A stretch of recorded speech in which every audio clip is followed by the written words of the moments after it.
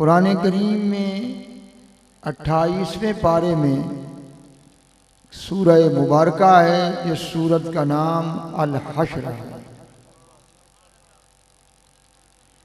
इस सूरह मुबारका में अल्लाह ताला ने क़यामत तक आने वाले अहले ईमान की अलामात जिक्र की हैं। जितने क़यामत तक ईमान वाले हैं उनको अल्लाह ताला ने इस सूरह मुबारका में 3 हिस्सों में तकसीम करके जिक्र किया।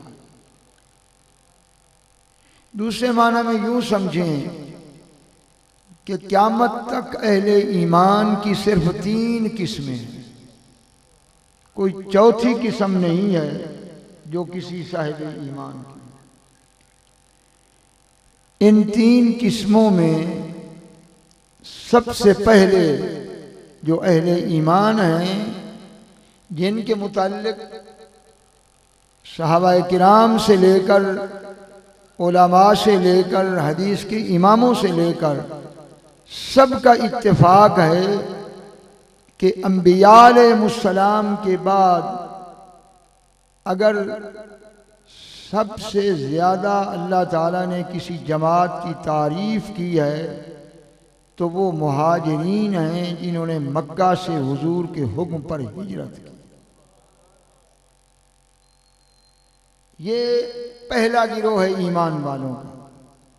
लिल फुकराइल मुहाजिरीन अल्लज़ीना उखरिजू मिन दियारिहिम व अमवालिहिम। अल्लाह ताला ने फरमाया कि हकीकी मानों में अगर फ़कीर देखने हों, वो फ़कीर नहीं जिनको आप फ़कीर कहते हैं, ये वो फ़कीर हैं जिनको इमामुल फ़ुक़रा कहा जाता है, जो क़यामत तक फ़क्र के इमाम हैं। फरमाया ये कौन है? उखरिजू मिन दियारिहिम, जिन्होंने मक्का शरीफ से हुजूर के हुक्म पर हिजरत की।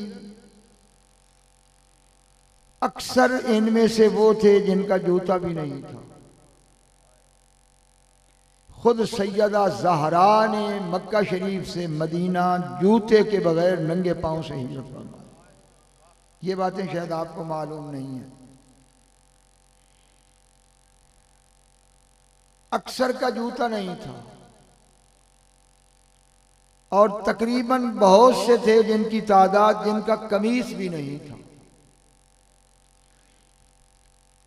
इनमें अक्सरियत उनकी भी थी जिनकी पगड़ी भी नहीं थी। उलमा कहते हैं कि इतने गरीब और फकीर ये थे कि अपना सतर ढांपने के लिए नाफ से लेकर घुटने तक चादर छोटी सी, इतने वो भी थे जिन्होंने ये पहनी हुई थी। तो जिनका कमीज ही नहीं, उनके पास नकदी क्या होगी?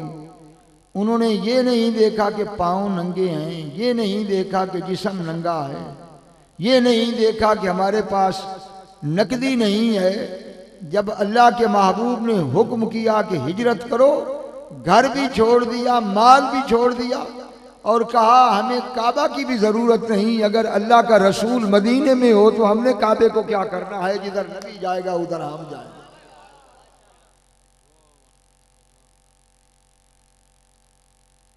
ये पहला गिरोह। और मैं आप हजरात से ये अर्ज करूं कि हमारे मुसलमानों की सोचें तो बड़ी मुंजमद हैं। हम माँ बाप के घर से जो मिल जाए उसी के लकीर के फ़कीर हैं, लेकिन कुफार में ये बात है कि वो मामले की रिसर्च करते हैं। एक प्रोफेसर के हिट्टी गुजरा है, अंग्रेज है, उसने 1400 सफ़हात पर हुजूर सैयद आलम की सीरत में किताब लिखी। और वो शख्स कहता है कि ये बात हमारी समझ से बालातर है कि दुनिया में किसी ने भी इतने थोड़े वक्त में इतना बड़ा इनकलाब नहीं बपा किया। Mohammad brought revolution from nothing, कि मोहम्मद सल्लल्लाहु अलैहि वसल्लम ने मक्का की उन पहाड़ियों से इनकलाब पैदा किया जो सड़े हुए पहाड़ हैं, जहां घास भी नहीं उगती, और वहां से वो अफराद हिजरत कर रहे हैं ये नंगे पांव है और नंगे बदन के साथ हैं, तो कहता है कि कमाल ये है कि न इनके पास अफरादी कुव्वत थी, न असला था, न नकदी थी। ये नंगे पांव वाले मक्का से निकले और 28 लाख मुरब्बा मील पर नबी के कलमे का झंडा गाड़ के रख दिया। वो कहते हैं कि हमें यहां से समझ आती है कि जो कुव्वत फखर की है वो किसी चीज में।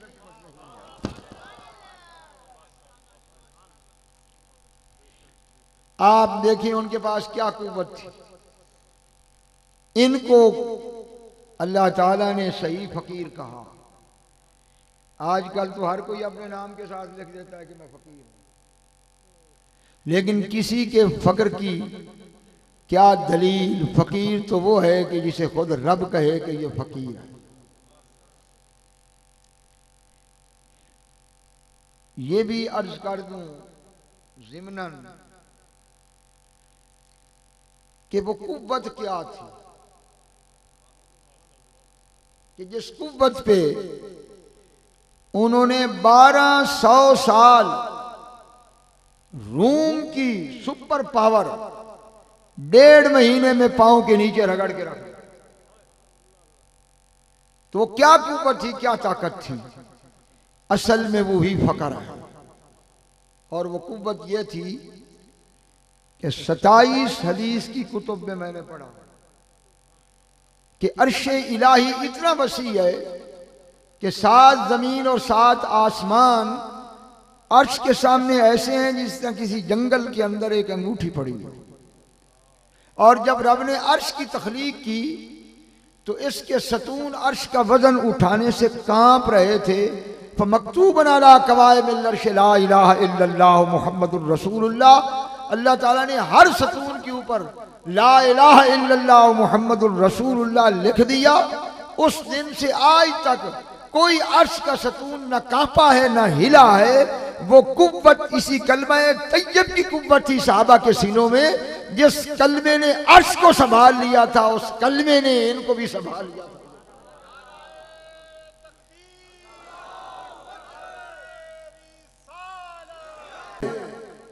तो सरकार फरमाते हैं उसके इर्द गिर्द 100 घरों तक अल्लाह क़यामत तक कोई बला उतरने नहीं देता।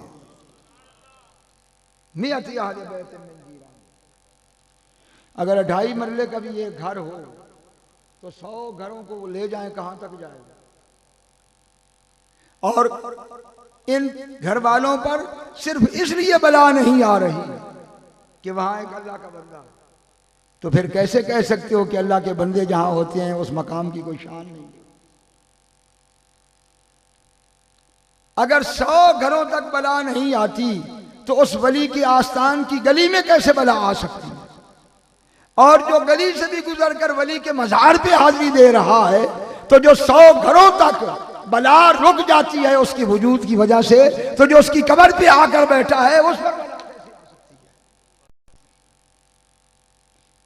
है? ये एक हकीकत है।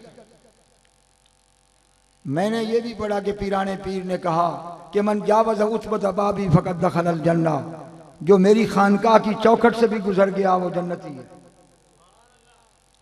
और हज़रत महबूब इलाही ख्वाजा निज़ामुद्दीन औलिया आपका एक खादिम था, उसने कहा हज़ूर मेरा वालिद फौत हुआ है, उसके लिए दुआ फरमाएं बख्शिश की।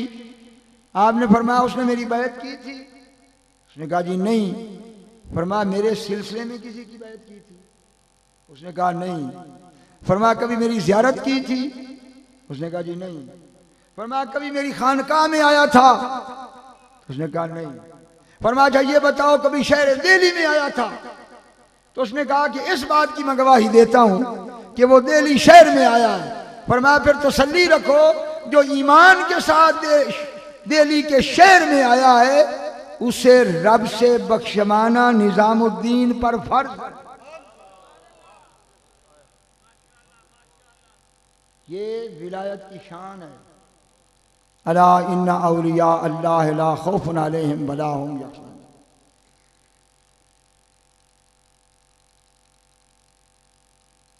तो वो टुकड़े, वो खित्ते जहां वो रहे, उनके कदम लगे, तो उन टुकड़ों खितों का कोई मकाम नहीं। एक बात मुझे बताएं कि बनी इसराइल के एक नबी ने कहा कि तालूत तुम्हारा सिपा सालार है, इसके साथ मिलकर जिहाद करो।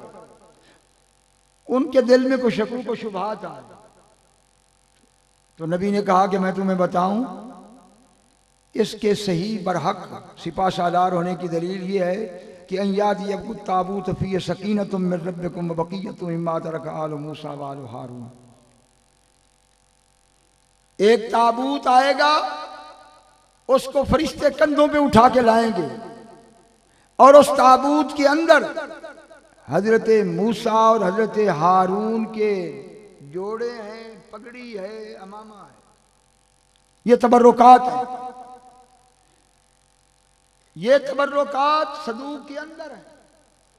फी सकीनतुम मिन रब्बिकुम, तुम इस संदूक की जियारत करते जाओगे तो तुम्हारे दिल पर अल्लाह की तरफ से सकीनत की बारिश होगी, और दुश्मन लाखों में भी होगा, तुम्हारे कभी कदम नहीं उखड़ेंगे। इसलिए ये ताबूत आ रहा है, तसल्ली रख लो कि तुम फतहयाब हो जाओगे।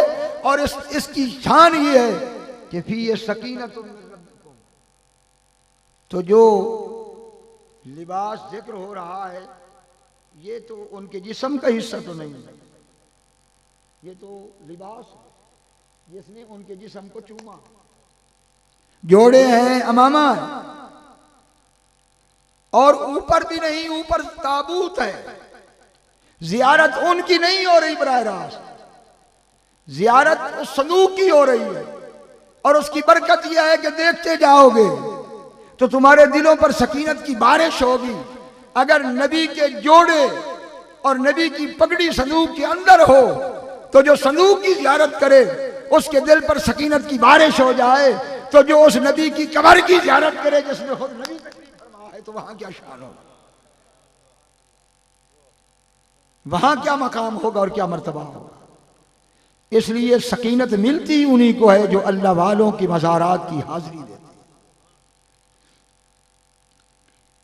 ये हस्ती जो आपके इस इलाके में अल्लाह ने आपको नेमत के तौर पे दी है, इस हस्ती की कदर में जो पहली चीज मैं ये समझता हूं वो ये है कि आप लोगों को कम अज कम रोजाना नहीं तो जुमे के दिन इनके मज़ार की जियारत भी करनी चाहिए, फातिहा खानी भी करनी चाहिए। क्योंकि तहकीक ये है कि खुदकुशी से बचने के लिए, टेंशन डिप्रेशन से बचने के लिए कोई और अमल और वजीफा इतना मुअस्सिर नहीं जितना अल्लाह के वली के मज़ार की जियारत है। एक वलीउल्लाह गुज़रे, अबू मदन शुएब उनका नाम है। उनकी करामत ये थी कि जो उनकी जियारत करता था उसकी दिल की परेशानी दूर हो जाती। तो अल्लामा नबहानी लिखते हैं कि वो फौत होने के करीब हुए तो मुरीदीन ने कहा कि हजरत अब हम क्या करेंगे, आप रुखसत हो जाएंगे तो हमारे दिल का सामान कौन करेगा, इलाज कौन करेगा। तो आपने फरमाया कि जिस तरह तुम मेरे पास आते हो इसी तरह मेरी कब्र पे आना। तो मन कान लहू अरबत अज़म मिन तुराब हिजाबुन फलैसा बिरजुल, फरमाया जो 4 गज कब्र की मट्टी से तुम्हारे दिल का इलाज न कर सके मैं उसे मर्द ही नहीं समझता। वो मर्द क्या हुआ कि 4 गज की मिट्टी उसके सामने पर्दा बन जाए। फरमाया तुमने ये समझा है कि ये बात मेरी जिंदगी तक रहेगी, तुम क़यामत तक मेरी कब्र पे आते रहना, जिस तरह मैं यहां इलाज करता हूं कब्र से, इसी तरह तुम्हारे दिलों का इलाज करता रहूंगा। एक दफा सज्जादा नशीन अजमेर शरीफ के वालिद फौत हुए थे, मेरे हजरत तशरीफ ले गए ताज़ियत के लिए। तो वो कहने लगे कि हजूर ये फरमाएं कि क्या फौत हो जाने के बाद भी अल्लाह का वली तवज्जो फरमाता है। तो आपने फरमाया कि दुनिया में अल्लाह के वली की एक हिस्सा तवज्जो मखलूक की तरफ होती है और 9 हिस्से तवज्जो शरीयत की तरफ होती है। क्योंकि मरते दम तक वो शरीयत का पाबंद। और जब अल्लाह का वली फौत हो जाता है तो शरीयत उठा ली जाती है उससे, तो फिर एक तवज्जो उसकी आलम बरज़ख की तरफ होती है और 9 हिस्से उसकी तवज्जो अपने गुलामों की तरफ होती है। ये काफरों का नजरिया है, गैर मुस्लिमों का नजरिया है कि इंसान मरकर जानवर की तरह मट्टी हो जाता है। उनके सामने कोई तसव्वुर नहीं कि मरने के बाद की जिंदगी क्या है। ये इस्लामी नजरिया नहीं, इस्लामी नजरिया ये है, सरकार फरमाते हैं किसी सोए हुए को अस्सलाम वालेकुम न कहो, क्योंकि सलाम का जवाब वाजिब है। जो सोया हुआ है वो तुम्हारे सलाम को सुन नहीं रहा, इसलिए उसको सलाम देना जायज नहीं। लेकिन फरमा इज़ा मररतुम बि अहलिल कुबूर फक़ूलू अस्सलामु अलैकुम अहलद दियार मिनल मोमिनीन, जब तुम कब्र वालों के करीब से गुजरो तो उन्हें सलाम कहो। फरमा खुदा की कसम जो उन्हें सलाम कहेगा इल्ला रद्दू अलैहि सलाम इला यौमिल क़ियामा, क़यामत के दिन तक उसका सलाम सुनेंगी भी सही, उसको जवाब भी अता करें। और मैं ये कहता हूं कि अगर कामिल वलीउल्लाह है और आप उसके मज़ार पर जाकर कहते हैं अस्सलाम वालेकुम, तो वो भी जवाब देता है वालेकुम अस्सलाम, कि तुम पर भी सलामती हो। तो अगर अल्लाह के वली की जुबान से ये दुआ निकल जाए कि तुम पर भी सलामती हो, तो फिर उस इंसान के लिए क्यों नहीं सलामती है। अल्लामा नबहानी ने एक बड़ी खूबसूरत बात लिखी अपनी किताब में। जो लोग ये कहते हैं कि मज़ारात औलिया की कोई तासीर नहीं, वो फरमाते हैं कि एक बहुत बड़े आलिम थे जो हमेशा दुआ किया करते थे कि या अल्लाह तूने मुझे ज़हरी इल्म दिया है, मुझे नूरानी इल्म भी कल्बी लदुन्नी अता फरमा। तो कहते हैं ये दुआ करते करते उन्हें सरकार का दीदार नसीब हो गया। तो हुजूर अलैहिस्सलातु वस्सलाम ने उन्हें हुक्म फरमाया कि ए अहमद इन अरदता अन यफ्तहिल्लाहु अला क़ल्बिका इल्मा, अगर तू चाहता है कि अल्लाह तेरे दिल पर इल्म नूरानी के चश्मे जारी करे तो तू यमन में जा, और यमन में मेरा एक गुलाम है जिसका नाम दरीर यमनी है। तो खुद बिन तुराब कब्र दरीर शया वब्तले हो अलर रीक, तू दरीर यमनी की चौखट की मट्टी अपनी जुबान से चाट, मट्टी चाटता जाएगा, अल्लाह तेरे दिल पर इल्म लदुन्नी के चश्मे जारी फरमा दे। और ये नबहानी मामूली हस्ती नहीं है, वो कहता है 21 मरतबा तो सरकार दो आलम ने मेरी घर वाली को दीदार से, ये मकाम है अल्लामा नबहानी का। और मैं कहता हूं कि अगर कोई अरबी जानने वाला हो ना तो इस किताब का एक सफ़ा रोजाना पढ़ ले, कभी बदअकीदा नहीं हो सकता। इस किताब की इतनी बरकत है। अब आप अंदाजा लगाएं कि सरकार खुद नहीं करम फरमा सकते थे, वो तो हुजूर का मौजज़ा होता, लेकिन वली के मज़ार का पता कैसे चलता कि उसकी क्या शान थी।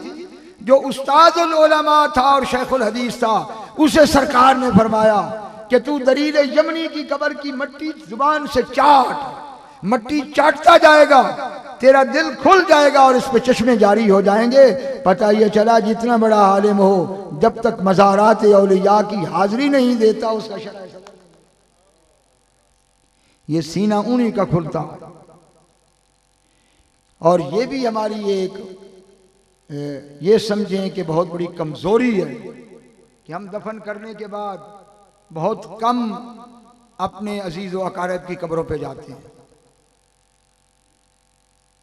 सरकार ने फरमाया मंजारा कब्रा माफी कुल्ले जुमातिन कुतिबा बर्रन व गुफिर लहू, जो हर जुमा अपने माँ बाप की कब्रों पे जाता है, अल्लाह उसके सारे गुनाह मिटाकर उसका नाम चोटी के नेकों में लिख देता है। लोग कहते हैं कि कब्रों में जाने से कुछ नहीं मिलता। अगर गुनहगार वालिदैन की कब्रों की हर जुमा ज़ियारत करे तो रब लिख दे कि तुझे दुनिया से नेकों में शामिल करके उठाऊंगा।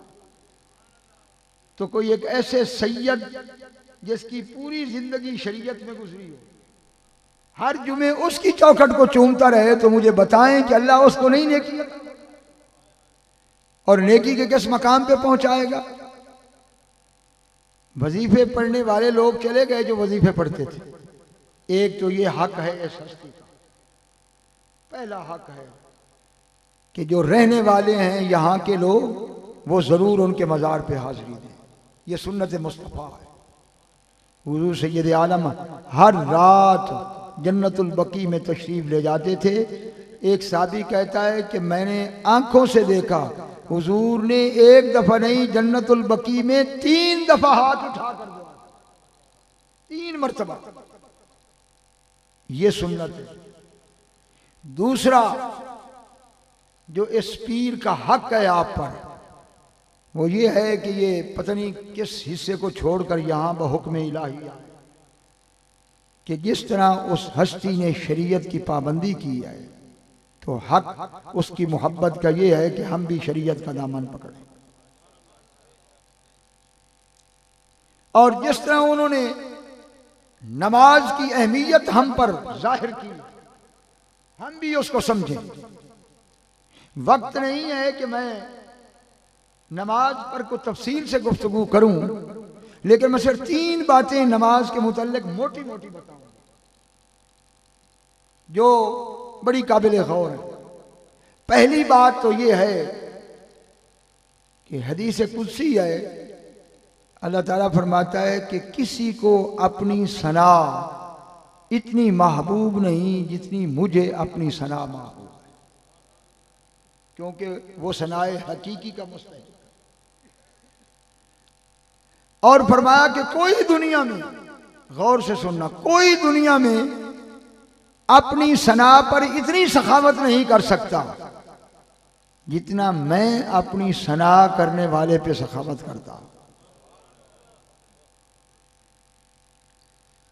एक खलीफा गुजरा है अब्दुल मलिक, उसकी दरबार में एक मिरासी आया। उसने कसीदा पेश करते हुए कहा कि ये तो वो है कि जिसके दोनों हाथ मुट्ठी कभी बांधी नहीं है। मकसद ये था कि हर वक्त सखावत करता रहे। तो खलीफे को जोश आया, उसने कहा इसे 100 ऊंट दे दो, इसे इनाम में 100 ऊंट दे दो। उसने कहा खलीफा साहब तो 100 ऊंट को मैं चारा कहां से दूंगा, ये मेरे लिए मुसीबत है, मैं 100 ऊंट को चारा कहां से दूंगा। उसने कहा इसको फलां इलाके की जागीर दे दो, चारे का इंतजाम हो गया। उसने कहा जी मैं गरीब आदमी हूं, 100 ऊंट को संभालेगा कौन, चराएगा कौन, बांधेगा कौन। उसने कहा इसे शाही खुद्दाम में से इसको 20 खादिम दे दो जो 100 ऊंटों को संभालेंगे। उसने कहा अल्लाह तुझे सलामत रखे। भाइयों, अगर एक दुनियादार एक लफ्ज उसने कहा कि इसकी दोनों मुट्ठी बंद नहीं होती, उस पर उसने ये सखावत की तो जो सारी जिंदगी कहता रहा सुबहानक अल्लाहुम्मा व बिहम्दिक व तबारक अस्मुका व तआला जद्दुका व ला इलाहा गैरुक अल्हम्दुलिल्लाहि रब्बिल आलमीन अर्रहमानिर रहीम मालिक यौमिद्दीन। एक दुनियादार की सखावत का ये आलम है, तो मुझे बताओ जो हकीकी सना का मालिक है, जो सारी जिंदगी हाथ बांध कर ये करता रहा, उस पर सखावत क्या होगी। तू रोजगार ढूंढने के लिए कहता है कि नौकरी नहीं मिलती, दुनिया तो उनके कदमों में खिंच के आती है जो रब की सना।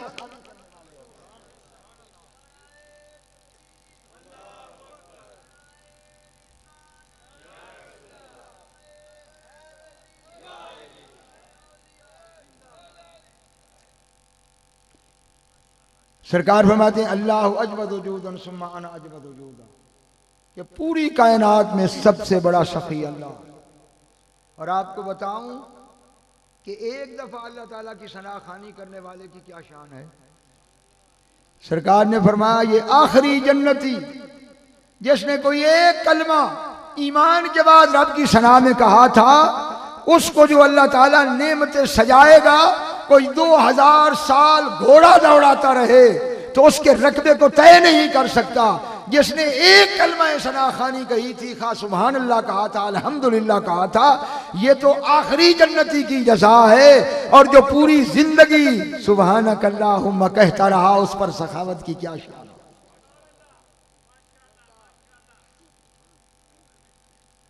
अल्लाह ताला फरमाता है कसम तो सलात बैनी व बैन आबदी, मैंने नमाज को अपने और बंदे के दरमियान बांट दिया है। एक जुमला वो कहता है तो दूसरा उसके जवाब में मैं कहता हूं। और जब ये कहे कि इय्याका नअबुदु व इय्याका नस्तईन, कि तेरी ही बंदगी करते हैं और तुझी से मदद चाहते हैं, हाय अल्लाह से मदद मांगे और मसले हल ना हो। हमने समझा ही नहीं उसकी शान।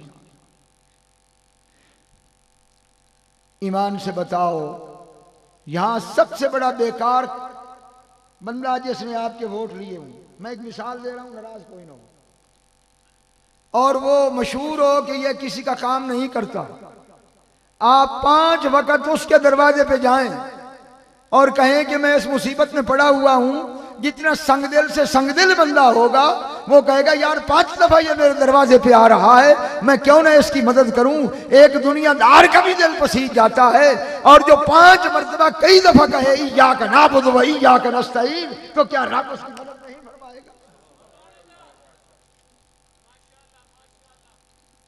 ये तो मोटी बातें मैं अर्ज कर रहा हूं, अगर तफसील जिक्र करूं तो नमाज की क्या शान है। और दूसरी चीज, जब हम तहियात में बैठ के कहते हैं कि अस्सलामु अलैका अय्युहन नबिय्यु व रहमतुल्लाहि व बरकातुहू, कि ऊंची शान वाले नबी, आप पर सलाम हो, अल्लाह की रहमत हो और बरकतें हैं। आपको पता है कि जब आप ये सलाम भेजते हैं तो हदीस में हुजूर फरमाते हैं कि मैं एक एक गुलाम का सलाम सुनता हूं। मा मिन अहदिन युसल्लिमु इलैया इल्ला रद्दल्लाहु अलैहि रूही हत्ता अरुद्दा अलैहि सलाम। ये मौजज़ा है सरकार का। जिस तरह सूरज आसमान के दरमियान में खड़े होकर मशरिक मगरिब में हर चीज को रोशन कर रहा है, हुजूर गुंबद खजरा में होकर ला मकान से लेकर ताहत सरा तक हर जर्रे को चमका रहे हैं। और ये सरकार का मौजज़ा, हुजूर फरमाते हैं हत्ता अरुद्दा अलैहि सलामा, जैसे ही वो नमाजी सलाम खत्म करता है मैं अपनी जबान से उस पर सलाम लौटा देता हूं। ये तो हदीस से साबित है कि मैं उसके सलाम का जवाब लौटा देता हूं, क्योंकि सलाम सुन्नत है, जवाब वाजिब है। तो जो जात खुलूक़ अजीम पे फायज हो, कोई उसे सलाम दे और जवाब ना। तो अब खुद ही बताओ कि जिसको हुजूर कह दे हर नमाज में 2 रकत में हुजूर कह दें कि तुझ पर सलाम भी हो, रब की रहमत भी हो, रब की बरकतें भी हो, तो उसके घर में कोई कमी हो सकती है? बरकात हुजूर की जुबान से निकले, रहमतुल्लाह, अल्लाह की तुझ पर रहमत हो, हुजूर की जबान से निकले। और हालत सलाह सबसे उम्दा है, क्योंकि अत्तहियात में अदब से बैठकर रकू सजूद करके पाक होकर रब ने कहा अब मेरे महबूब पर सलाम पेश कर। इससे बेहतर दरबार रिसालत में हाजिरी का कोई और तरीका नहीं जो अत्तहियात में नमाज के अंदर ये तरीका। और बहुत से बुजुर्गान दीन कहते हैं कि हमने नमाज में हुजूर से मुसाफा किया, और वो कहते हैं कि जिस नमाज में हमें जियारत ना हो हम उसे लौटाते हैं। और ख्वाजा गरीब नवाज फरमाते हैं कि हर कस के दर नमाज नदीदन जमाले यार, फतवा हमीज तू के कजा शुद्ध नमाज हूँ, कि जिसे नमाज में यार का जमाल नजर नहीं आता, हमारा फतवा यह है कि नमाज दोबारा पढ़े। तो ये जिद न कर कि हुजूर नजर नहीं आते, हर एक की ताकत नहीं कि नजर आए, उनकी जियारत कर लिया कर जो अपनी आंखों से हुजूर की जियारत करते हैं। तो ये शर्फ किसको हासिल होगा कि हुजूर उस पर सलाम लौटा? नमाजी को। तीसरी पॉइंट, इसमें नमाज़ें में बड़े असरार हैं, मैं मुख्तसर चल रहा हूं क्योंकि लोग अभी बैठे हैं। तीसरी बात, जब बंदा कहता है ना अस्सलामु अलैना व अला इबादिल्लाहि सालिहीन, कि हम पर भी सलाम हो और अल्लाह के सालिहीन पर सलाम हो, तो सही मुस्लिम की हदीस है मा मिन अब्दिन सालिहिन फिल अर्दि वला फिस समा। आसमान में जितने फरिश्ते हैं, जितने नबी हैं, जमीन में जितने वली हैं, जिंदा और फौत हो गए हैं, रब उन सबको उस नमाजी का सलाम पहुंचा देता है। एक एक को रब कहता है कि फलां बंदे ने तुम्हें सलाम पहुंचाया है, और जब उनके पास सलाम पहुंचता है तो वो भी सलाम का जवाब देते हैं। और जिस दिन ये नमाजी जो सही अकीदा नमाजी था ये सलाम पेश करता रहा है, जिस दिन वो मरेगा तो ये सारे सालेहीन उसकी रूह का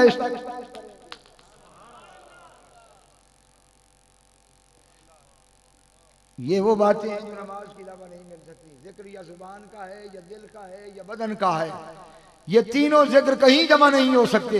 ये तीनों जिक्र कामिल है तो नमाज में है, क्योंकि जुबान जिक्र करती है, दिल कलिमात में गौर करता है, हाथ और पांव अदब से खड़े।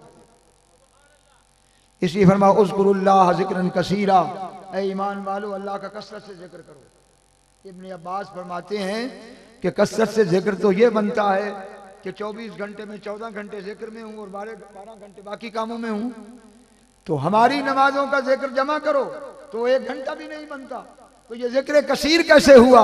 तो इब्न अब्बास फरमाते हैं जिक्र कसीर ऐसे है कि कोई 24 घंटे बैठकर जिक्र करता रहे तो एक घड़ी उस जिक्र का मुकाबला नहीं कर सकता जो हालत नमाज में खड़ा है। इसलिए जिक्र कसीर उसी ने किया जिसने पंजगाना नमाज हुजूर की सुन्नत के मुताबिक अदा कर।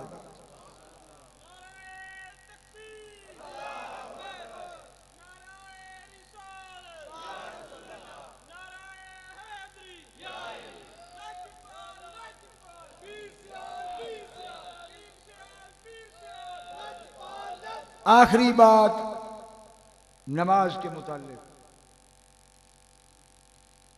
एक सहाबी ने अर्ज किया हदीस पाक में, कैफ़ तारिफ़ु उम्मतक बादक या रसूल अल्लाह, या रसूल अल्लाह वो उम्मती जो आपके बाद क़यामत तक आए हैं आप उनको पहचानते हैं?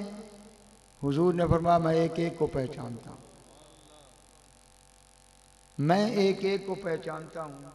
और उस सहाबी से फरमाया कि अगर तेरे घोड़े हों सफ़ेद सारे और किसी दूसरे के घोड़े हों स्याह, दोनों इकट्ठे हो जाएं तो तू अपने घोड़े नहीं पहचान सकेगा? उसने कहा या रसूलल्लाह मेरे घोड़ों की रंगत ही सफ़ेद है, दूसरे घोड़े स्याह हैं, मुश्किल हैं, तो मुझे पहचानने में क्या मुश्किल होगी? तो फरमाया फिर सुन, हाजा वुज़ूई व वुज़ूउल अंबिया मिन क़ब्ली, ये जो मैं वजू कर रहा हूं यही मुझसे पहले नबियों का वजू है और उम्मतों का वजू है। लेकिन किसी नबी का उम्मती क़यामत के दिन ऐसा नहीं होगा कि उसके वजू वाली जगह चमक रही होंगी, मेरा उम्मती जहां भी खड़ा होगा उसके चेहरे हाथ और पांव से नूर चमक रहा होगा और हर एक पहचान लेगा कि ये मुहम्मदुर रसूलुल्लाह का गुलाम है। तो जिसने वुजू ही नहीं करना तो वो क्या इश्क की कहानियां जिक्र करेगा?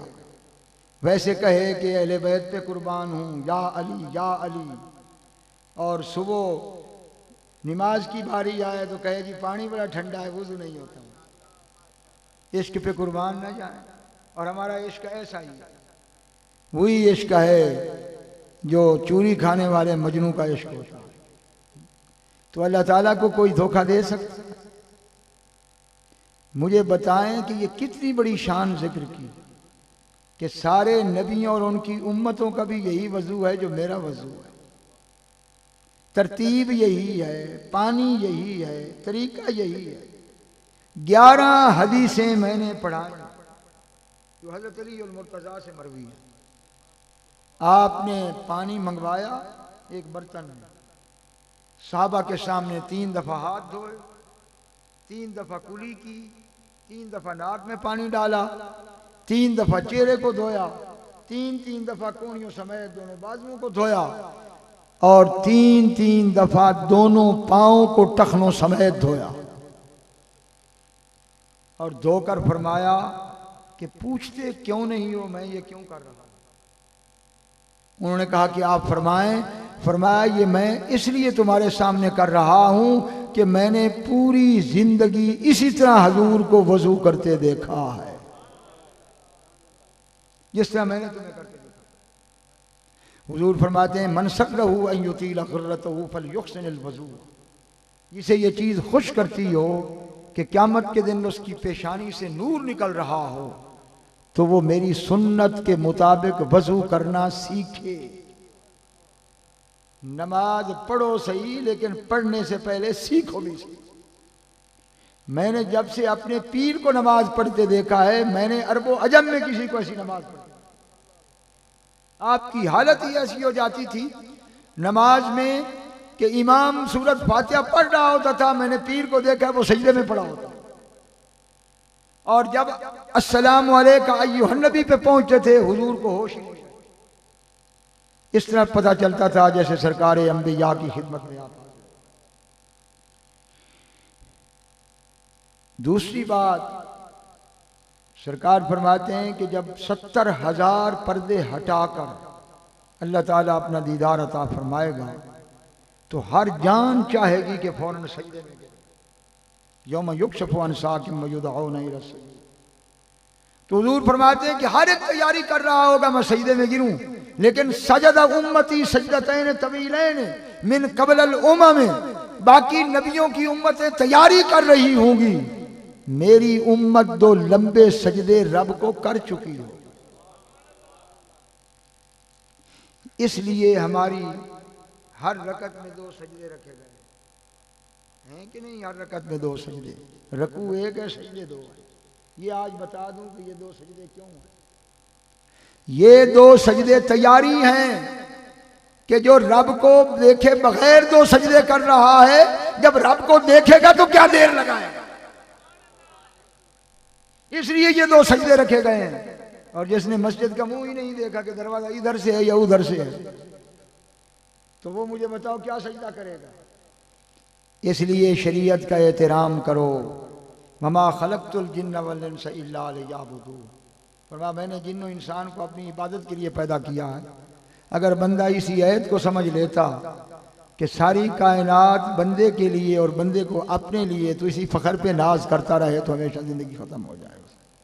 और याद रखो कि इबादत वही है जिस तरीके से इस नमाज को खुदा के महबूब ने अदा किया, और लज्जत दीदार भी उसे नसीब होगी कि जो हुजूर की सुन्नत और तरीके पे इन नमाज़ों का एहतमाम करता। नमाज़ों में कलमा तय्यब भी आ जाता है, नमाज में कुरान भी आ जाता है, नमाज में तस्बीह भी आ जाती है। और अगर मुझसे पूछो, नमाज में रब का दीदार है, मुस्तफ़ा करीम का दीदार है, सारे नबियों का दीदार है, सारे वलियों का दीदार है, अव्वलीन आखरीन का दीदार है, फरिश्तों का दीदार है। दाता अली हजवेरी फरमाते हैं कि वली की इब्तदा भी नमाज है, वली की इंतहा भी नमाज है। अल्लाह तबारक व तआला हमें तौफीक अता फरमाए।